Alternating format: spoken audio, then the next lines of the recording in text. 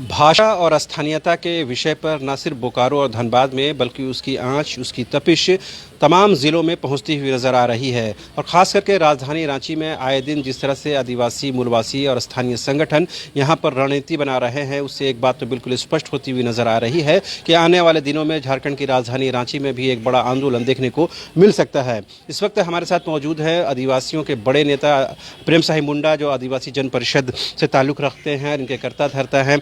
आखिर ये नौबत क्यों आ जाती है कि तमाम आदिवासी संगठन एक विषय को लेकर अग्रसर होते हैं और ये नौबत आ जाती है कि मुख्यमंत्री को अल्टीमेटम तक दिया जाता है? तो ये क्यों ऐसा नौबत आ रहा है कि मुख्यमंत्री या सरकार को अल्टीमेटम देने की नौबत आ रही है? देखिए, मुख्यमंत्री का जो चुप रहना, हमें लगता है कि वो भी भोजपुरी के समर्थक हैं। मुख्यमंत्री, हाँ, बिल्कुल बिल्कुल। और उनकी चुप्पी तोड़ने के लिए ही आज हम लोग महिला मोर्चा का बैठक बुलाए हैं। हमारे विंग जितने भी चलते हैं, उस विंग को भी हम लोग पुशअप करेंगे, एक्टिव करेंगे। ये बता रहा है कि आने वाले दिनों में तमाम जो विंग है वो सड़क पर उतरेगा।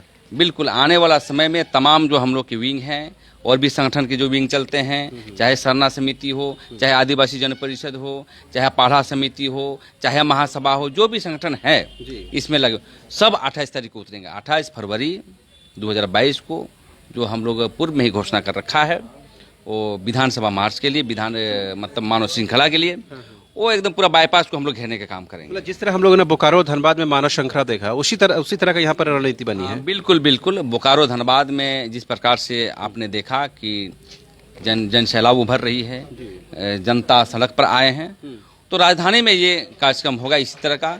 और हम लोग सब संपर्क कर रहे हैं क्योंकि इतना बड़ा, हाँ प्रेम शाह जी, इतना जो बड़ा आरोप आप लोग लगाते हैं कि मुख्यमंत्री हेमंत सोरेन, जो खुद को जल जंगल जमीन की पार्टी कहते हैं, आंदोलन की उपज वाली पार्टी कहते हैं, उस पर यह आरोप लगा देना कि वो भोजपुरी के समर्थक है, इसके पीछे कोई तर्क है आप लोगों का? बिल्कुल तर्क है, क्योंकि यहाँ के जो मुख्यमंत्री हुए हैं वो यहाँ के आदिवासियों और मूलवासियों के सिद्धांतों, उसके मुद्दों पर संवेदनशील नहीं है।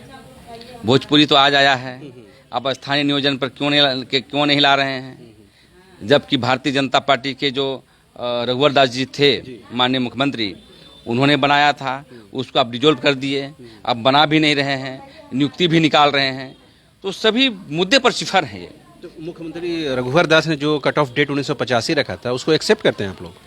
देखिए, 1985 रखा था। देखिए, हम लोग भारतीय जनता पार्टी को बाहरी पार्टी बोलते हैं, कांग्रेस को बाहरी पार्टी बोलता है। वो तो बनाया, आपने तो इसको डिजोल्व कर दिया। अच्छा। यदि वो 85 बनाए तो आप उसको 32 बनाते, फाइल को आप ये करते, दरवाजा जहाँ नहीं था दरवाजा बनाते, खिड़की नहीं है तो खिड़की बनाते।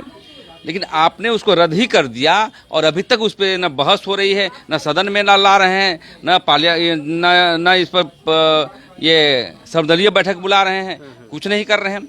क्या समझेंगे? इसका मतलब हम लोग आदिवासी मूलवासी के लोग यही समझ रहे हैं, उसको सही में आज हमें विश्वास हो गया कि उसको पिंजरे में बंद कर दिया गया। कौन लोग हैं जो दादा, कौन लोग ऐसे हैं जो उनको पिंजरे में कैद रखे हैं? जो लोग हैं एक कोकस के रूप में घिरे हुए हैं, वो माफिया तत्व हैं, नौकरशाह हैं, जो बाहरी तत्व मुख्यमंत्री को आदिवासी के नाम पर आगे रखो, पीछे से मलाई खाओ। तो हम ये कहना चाहते हैं कि भाषा जो है, आंदोलन जो है, जो हमारा 28 तारीख को होगा, बिल्कुल ऐतिहासिक होगा, क्योंकि इनको चिंतन नहीं है।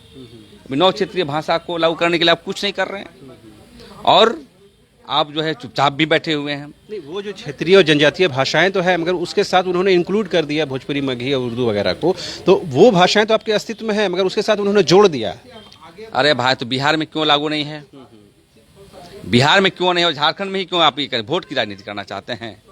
वोट आपको देगा वो लोग आपको। आप गुरु जी के पुत्र हैं, आंदोलनकारी हैं, आपको सबसे पहले, क्योंकि अलग राज्य आदिवासी मूलवासी की बुनियाद पर हुआ है, सबसे पहले उसकी हित देखनी चाहिए, उसके बाद ही अन्य प्रदेशों का देखना चाहिए। इन 2 वर्षों में क्या आदिवासियों मूलवासियों के हितों की अनदेखी हुई है? बिल्कुल अनदेखी हुई है। एक भी प्रोग्राम देख लीजिए आप, स्थानीय नीति तो बनाए नहीं। दूसरी बात, जो कारोबार है, सप्लाई काम है, खेल कूद, संस्कृति, सभी में हम लोग पीछे रह गए। नियम कानून नहीं बनाए, फिल्म पर नहीं बनाए, तो भाई सभी मुद्दे को लेकर के आपको कानून बनाने की आवश्यकता है। लेकिन ये मुख्यमंत्री नहीं बनाने का प्लानिंग, कुछ नहीं कर रहा है। क्या कर रहा है बताइए? कोई एक बात बता दे जो हमारे लिए काम किया है। ऐसे नहीं, पिछले दिनों ही उन्होंने घोषणा की जो भी राशन कार्ड होल्डर हैं उनको प्रति लीटर पेट्रोल में 25 रुपए की सब्सिडी देंगे। ये कल्याणकारी काम नहीं है, इसका स्वागत होना चाहिए कि नहीं? अरे भाई, तेल आपको बीपीएल को ही देंगे, सबको तेल का सब्सिडी दीजिए। आपने तो ये भी कहा था कि हम नौकरी देंगे सब नौजवानों को, आप कहाँ देंगे?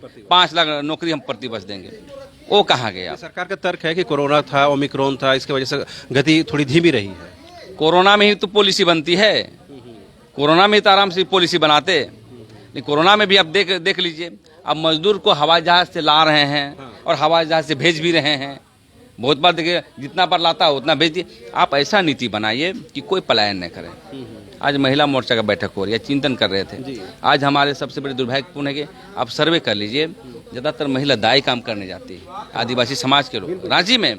और अभी भी दतून पत्ते बेचने के लिए गाड़ी से आती है रांची में, तब 2 जून का पेट में ये करता है। और जमीन की लूट देख लीजिए, जमीन की लूट हो रही है।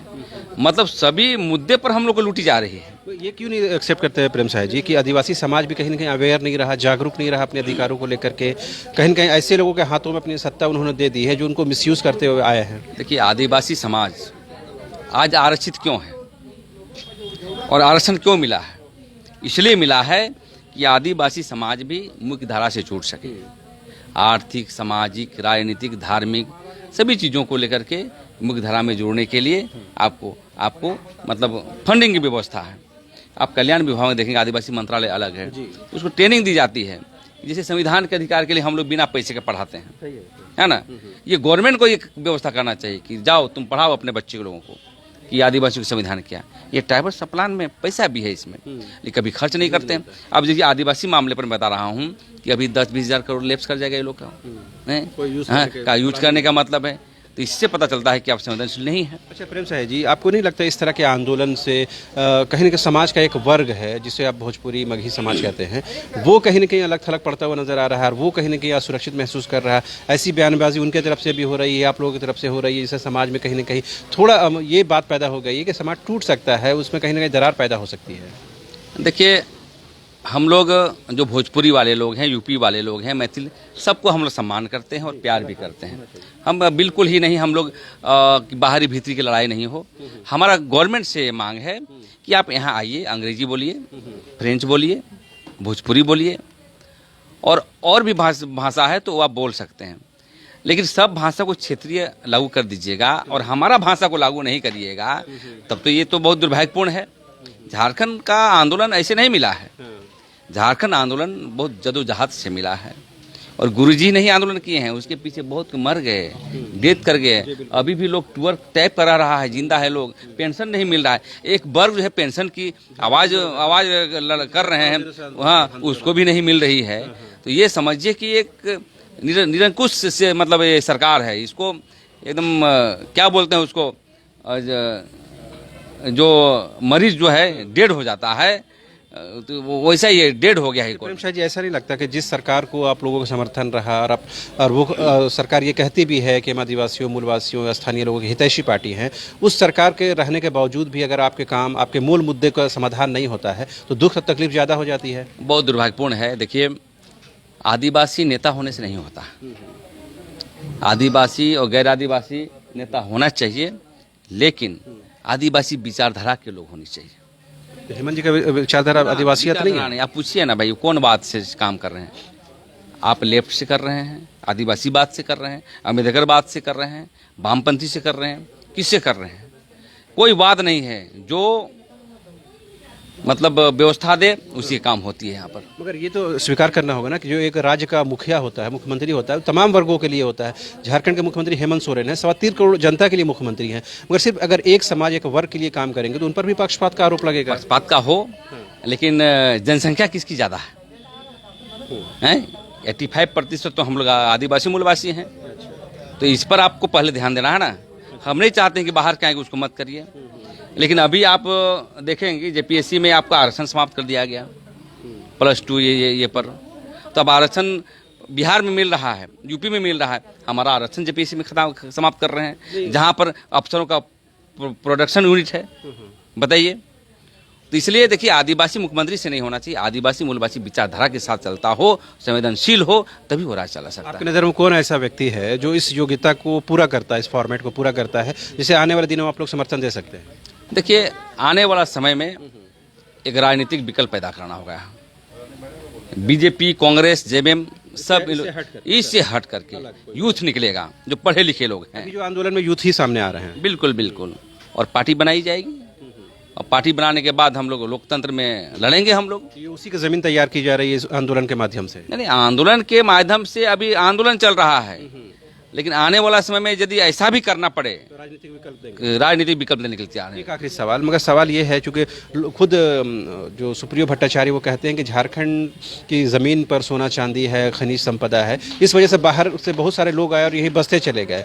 सवाल ये दूसरे पक्ष पूछते हैं कि उनके हक और अधिकारों को क्या होगा जब सिर्फ ये मूलवासी और आदिवासियों की बात होगी, तो वो उनका अधिकार कहाँ हो जबकि वो वर्षों वर्षों सदियों से यहाँ रहते आए हैं।